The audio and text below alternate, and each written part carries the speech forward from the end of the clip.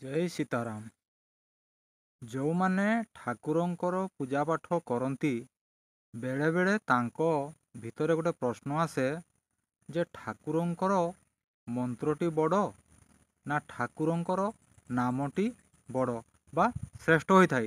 ଦ୍ୱନ୍ଦ୍ୱରେ ପଡ଼ିଯାଆନ୍ତୁ। ଆସନ୍ତୁ ଜାଣିବା ଦୁଇଟି ଭିତରେ ପାର୍ଥକ୍ୟ କ'ଣ। ନା ମନ୍ତ୍ରକୁ ଜପ କରିବାକୁ ହେଲେ ଗୁରୁଙ୍କ ପାଖରୁ ଏକ ବୀଜ ମନ୍ତ୍ର ଗ୍ରହଣ କରିବାକୁ ପଡ଼ିଥାଏ। ଏତଦ୍ ବ୍ୟତୀତ ମନ୍ତ୍ର ଜପ କରିବା ପାଇଁ ହେଲେ ଶୁଦ୍ଧପୂତ, ସାର୍ଥିକ, ଉପଯୁକ୍ତ ସମୟ, ଉପଯୁକ୍ତ ସ୍ଥାନର ଆବଶ୍ୟକ ପଡ଼ିଥାଏ। କାରଣ ମନ୍ତ୍ରକୁ ଆପଣ ସବୁବେଳେ ଜପ କରିପାରିବେ ନାହିଁ। କିନ୍ତୁ ଠାକୁରଙ୍କର ନାମକୁ ଆପଣ ସବୁବେଳେ, ସବୁ କ୍ଷେତ୍ରରେ, ସବୁ ମୁହୂର୍ତ୍ତରେ, ଏମିତିକି ବିଛଣାରେ ବସିକି ବି ଠାକୁରଙ୍କର ନାମକୁ ଜପ କରିପାରିବେ। ତେଣୁ ମନ୍ତ୍ର ଅପେକ୍ଷା ଜପର ମହିମା ବା ଭଗବାନଙ୍କ ନାମର ମହିମା ଅଧିକ ହେଇଥାଏ। ଜୟ ସୀତାରାମ।